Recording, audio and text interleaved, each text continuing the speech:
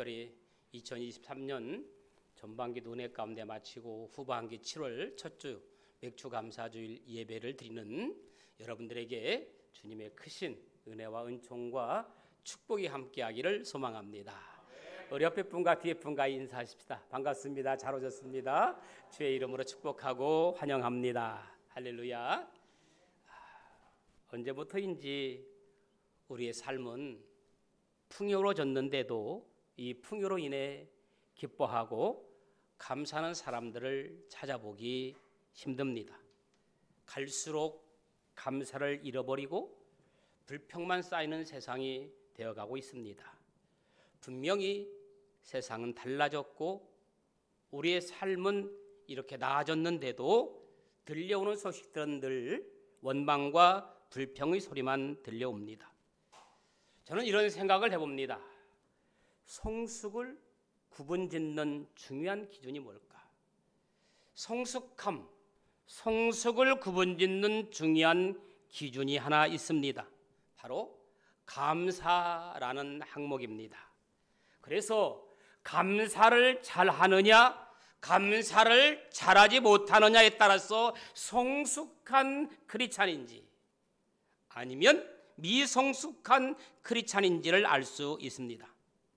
아무리 신앙생활 오랫동안 하고 아무리 성경에 대한 지식이 많다 할지라도 입만 열면 원망과 불평이 나오는 사람은 아직도 미성숙한 크리스찬이라고 할 수 있습니다. 그러나 교회 나온 지는 얼마 안 됐지만 믿음의 연주는 짧지만 성경에 대해서 아는 것은 없지만 기도도 잘하지 못하지만 모든 일에 감사하는 사람은 성숙한 크리스찬이라고 할 수 있습니다. 감사가 이렇게 중요한 기준이 되는 이유는 감사는 하나님에 대한 신뢰가 들어있기 때문입니다. 감사에는 하나님의 말씀에 대한 순종이 포함되어 있기 때문입니다. 감사에는 믿음의 인내가 포함되어 있기 때문에 감사가 이렇게 중요한 기준이 되는 것입니다. 유명한 성 어거스틴은 이런 말을 합니다. 고린도전서 13장 13절에 믿음, 소망, 사랑 이 세 가지는 항상 있어야 된다고 말하는데 만일 나에게 한 가지를 더 말하라고 한다면 나는 감사라고 말하고 싶다. 여러분, 그런데 사람들의 감사를 자세히 살펴보면 세 종류의 감사로 구분됩니다. 첫째, if, 만일의 감사가 있습니다. 이것은 조건부 감사입니다. 통계적으로 교회 안에서 약 70% 정도의 교인들이 이러한 조건부 감사를 한다고 합니다. 하나님, 무엇을 해주신다면 내가 그렇게 하겠습니다. 만일 나의 소원을 들어주신다면 감사하겠습니다. 저는 종종 듣는 이야기가 있습니다. 목사님, 로또 당첨되면 내가 성전 건축하겠습니다. 그렇게 말하는 사람이 성전 건축을 못해요. 성전 건축은 못합니다. 그러나 이러한 감사는 1차적인 감사요, 초보적인 감사요, 어린 아이와 같은 감사입니다.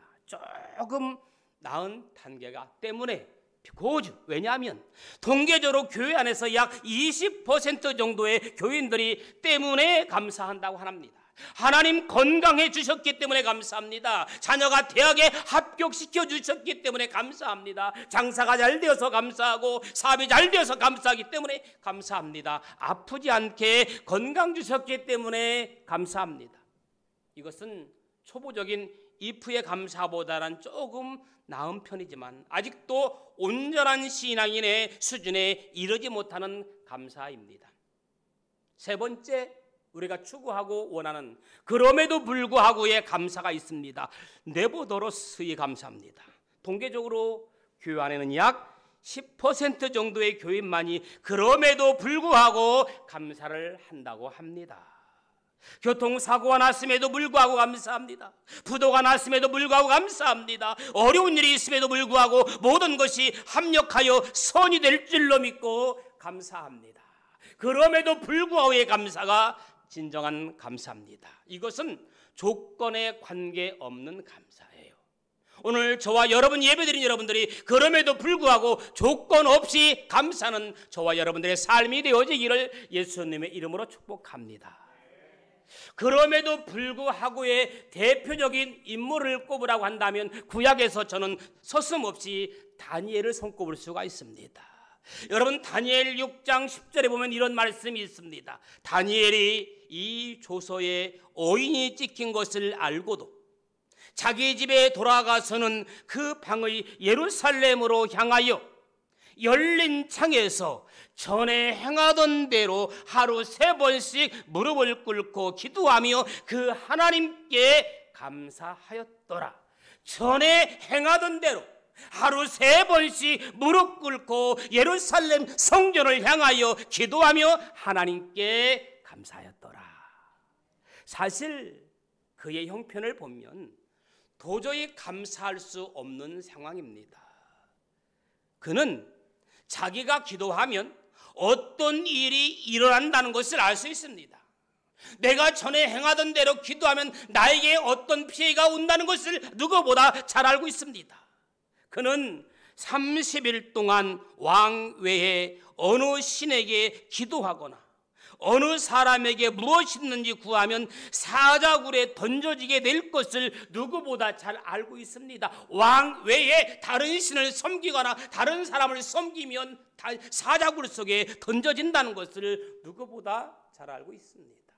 그럼에도 불구하고 그는 전에 행하던 대로 하나님께 기도하고 하나님께 감사했다고 했습니다. 또 신약에서 한 사람을 꼽으라고 한다면 두말할 것 없이 사도 바울을 꼽을 수가 있습니다. 그럼에도 불구하고 사도 바울은 어떻게 했습니까? 감사할 수 없는 상황 속에서 그는 감사했습니다. 여러분, 사도 바울의 형편을 너무너무 자세하게 기록된 성경이 있습니다. 고린도후서 11장 23절부터 27절을 쭉 보면 그의 형편을 너무너무 자세하게 기록하고 있습니다. 고린도후서 11장 23절에 보니까 내가 수고를 넘치도록 하고 옥에 갇히기도 더 많이 하고 매도 수없이 맞고 여러 번 죽을 뻔하였다. 바울의 상황입니다.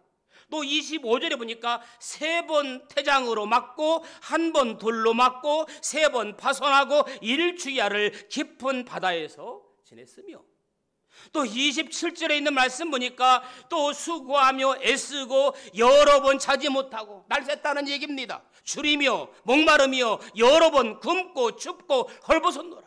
사람이 하루만 자지 못해도요 피곤하네요.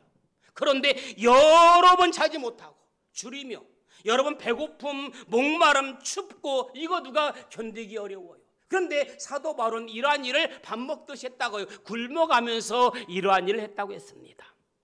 여러분, 바울이 잘못해서 그런 것도 아니잖아요. 내 잘못에 죄가람이 이해가 가잖아요.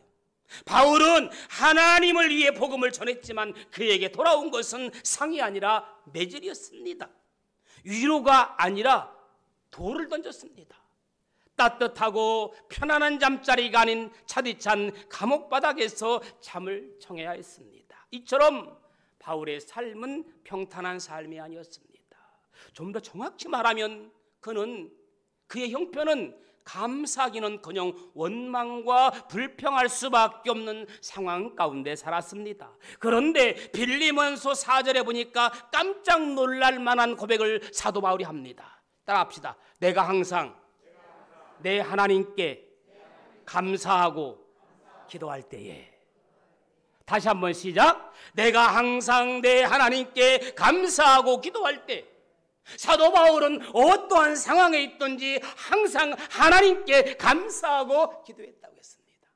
저는 여러분의 삶이 사도 바울처럼 내가 어떠한 상황에 있든지 어떠한 처지에 있든지 어떠한 형편에 있든지 항상 하나님께 감사하고 기도하는 여러분들 되기를 주님의 이름으로 축원합니다. 그의 마음은 언제나 하나님께 대한 감사로 가득 찼어요. 그리고 입만 열면 항상 하나님의 은혜가 막 튀어나와요. 그런 그가 오늘 저와 여러분에게 감사의 삶을 살라고 말합니다. 오늘 본문 15절 한번 같이 읽어보실까요? 15절 다 같이 읽습니다. 시작. 그리스도의 평강이 너희 마음을 주장하게 하라. 평강을 위하여 너희가 한 몸으로 부르심을 받았나니 또한 너희는 감사하는 자가 되라. 사도 바울이 우리로 하여금 어떤 사람이 되라고 합니까? 감사하는 사람. 불평한 사람이 되라고 하지 아니에요. 원망하는 사람이 되라고 하지 않습니다. 사도 바울은 우리로 하여금 감사하는 사람이 되라. 또 17절 볼까요? 17절 시작. 또 무엇을 하든지 말에나 일에나 다 주 예수의 이름으로 하고 그를 힘입어 하나님 아버지께 감사하라. 여기에서 무슨 말을 하든지 무슨 일을 하든지 누구의 이름으로? 예수의 이름으로 하라고 하고 있어요. 여러분, 예수의 이름으로 하는 것이 무엇을 의미할까요? 이것은 어떤 상황에 처해 있든지 간에 예수의 입장에서 생각해 보라는 겁니다. 내가 이러한 삶을 살면, 내가 이 말을 하면 하나님께 영광이 되는지 상대방에게 영광이 되는지 한번 생각해 보면서 합당한 삶을 살라는 겁니다. 예수의 영광을 가리지 말라는 거예요. 그러므로 무슨 일을 하든지 무슨 말을 하든지 그리스도의 이름으로 행하시기 바랍니다. 특별히 무슨 일을 하든지 하나님의 마음을 아프게 하는 사람이 아닌 하나님 아버지를 기쁘게 하는 저와 여러분들의 삶이 되어지기를 예수의 이름으로 소원합니다. 그렇습니다. 무슨 말을 하든지 원망과 불평하는 말보다 하나님 아버지께 감사하는 말을 하라는 이야기입니다. 여러분, 전 유럽을 제패하고 부족할 것이 없던 나폴레옹이 말년에 이렇게 고백을 합니다. 내 인생의 행복한 날은 엿새도 되지 않았다. 전 유럽을 제패하고 부족할 것이 없었던 나폴레옹이 말년에 이렇게 고백을 해요. 내 인생의 행복한 날은 엿새도 되지 않았다. 반면 일평생 장애로 온갖 고생을 감내했던 헬렌 켈러는 이렇게 고백합니다. 내 평생 행복하지 않은 날은 하루도 없었다. 여러분, 어디서 이런 차이가 발생하는 걸까요? 그렇습니다. 감사입니다. 나폴레옹은 수많은 것을 가졌으나 감사할 줄 몰랐지만 헬렌 켈러는 어려운 중에도 믿음 안에서 감사하며 살았기에 그의 삶이 아름답고 행복할 수 있었습니다. 이런 말이 있습니다. 감사의 분량이 행복의 분량이다. 한번 따라 볼까요? 감사의 분량이 행복의 분량이다. 그렇습니다. 현실을 돌아보면 감사할 상황이 아닐지도 모릅니다. 미래, 건강, 가정, 직장 관계 등 수많은 고민과 걱정이 가득할지 모릅니다. 그럼에도 크리스찬은 감사하며 살아야 합니다. 이미 예수 십자가를 믿음으로써 하나님의 자녀가 되었기 때문에 어떤 상황에서도 감사할 수 있기를 주님의 이름으로 소망합니다. 오늘 하루 당신도 행복하고 싶거든 무엇보다 감사하며 사십시다. 감사하면 행복해지고 감사가 많아지고 그만큼 행복도 커지는 겁니다. 유명한 스펄전 목사님이 이런 말을 했죠. 여러분 잘 아시죠? 밤하늘에 별빛을 주신 하나님께 감사하라. 달빛을 주실 것이다. 달빛을 주신 하나님께 감사하라. 햇빛을 주실 것이다. 햇빛을 주신 하나님께 감사하라. 영원한 소망의 예수 그리스도의 빛을 주실 것이다. 우리의 삶도 마찬가지입니다. 아무리 좋은 집에서 좋은 옷을 입고 맛 좋은 음식을 먹어도 불평하는 사람이 있습니다. 그런가 하면 조금은 힘들어도 조금은 불편해도 주신 은혜에 감사하며 만족해하는 사람도 있습니다.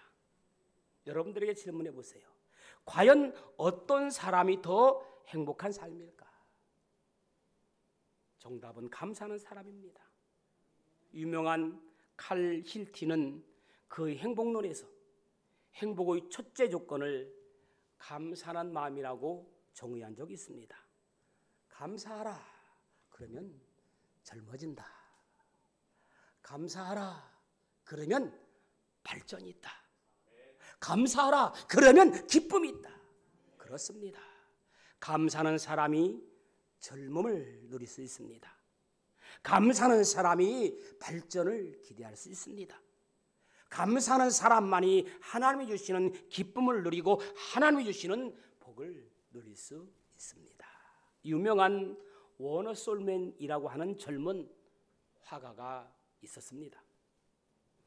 젊은 화가가 결혼하고 얼마 안 돼서 젊은 나이에 그만 중병에 걸렸습니다. 의사가 이렇게 말합니다.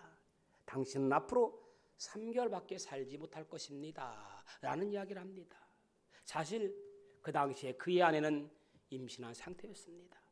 그런데 막상 얼마 살지 못한다고 하니까 임신한 아내에게 미안하고 또 앞으로 태어날 아이를 생각하니 죄책감까지 들었습니다.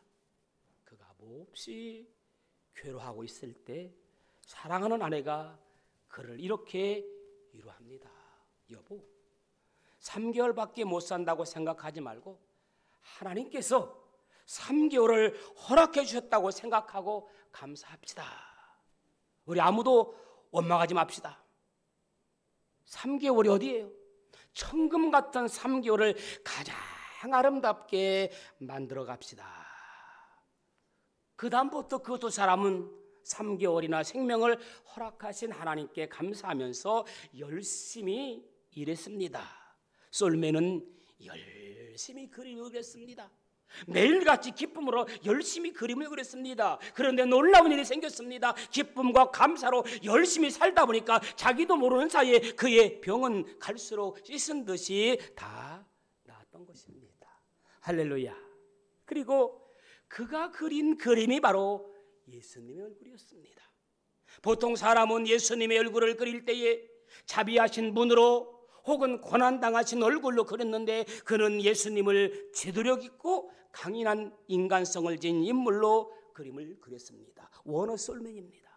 그 그림이 유명해서 수백만 장이나 나중에 복사되어 세계 곳곳의 가정마다 걸려있는 명화가 되었다고 합니다. 여러분, 이처럼 감사에는 뭐가 있어요? 능력 있는 거예요. 할렐루야.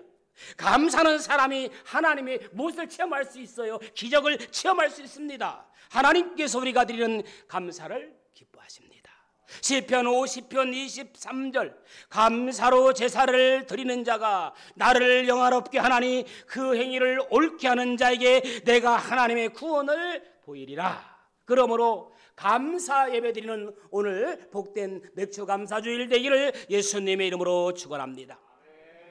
구약에서는요, 이 감사라는 말의 의미를 마음의 샘줄기라는 뜻으로 표현되어 있습니다. 마음의 샘줄기, 샘줄기처럼 흘러나오는 것이 감사예요. 샘물은 마르지 않습니다. 모든 사람이 퍼가도 계속해서 흘러넘치는 것이 감사입니다. 그래서 구약에서는 감사를 마음의 샘줄기라, 항상 흘러넘치는 샘줄기. 신약에서는 감사라는 말을 은혜로 표현했습니다. 그래서 은혜를 깨달은 사람의 마음에서 나오는 것이 감사다. 여러분, 감사는요, 은혜 없이는 감사가 나올 수가 없습니다. 그래서 신약에서 헬라어로 감사를 카리스라고 하잖아요. 은혜를 깨달은 사람만이 감사가 나올 수 있는 거예요. 우리가 하나님께 감사드릴 때 하나님께서는 그것을 기쁘시게 여기십니다. 그리고 감사를 드리는 사람을 마음껏 축복하시는 거예요. 그래서 유명한 밀러라는 사람은 감사의 역량에 따라 행복의 크기가 결정된다라고 했습니다. 그렇습니다. 하나님께서 감사하는 개인, 감사하는 가정, 감사하는 교회, 감사하는 나라를 복되게 하실 줄로 믿습니다. 그러므로 하나님의 기적을 가져오는 감사가 회복되어지는 후반기가 되어지기를 예수님의 이름으로 축원합니다. 역사학자들이요, 남미와 북미 지역을 조사해 보았더니 남미는 북미보다 훨씬 좋은 자연 환경을 갖고 있다는 것을 발견했습니다. 그러나 미국은 세계 최강이지만 남미는 여전히 질병과 기아에 허덕이고 있습니다. 그 이유를 아십니까?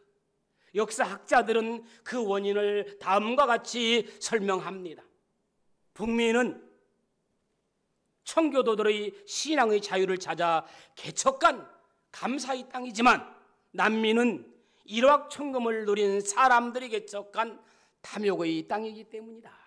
북미는 좋지 않은 환경이지만 스스로 신앙의 자유를 찾은 청교도인들이 개척한 감사의 땅이지만 남미는 일확천금을 누린 사람들이 개척한 탐욕의 땅이기 때문이다.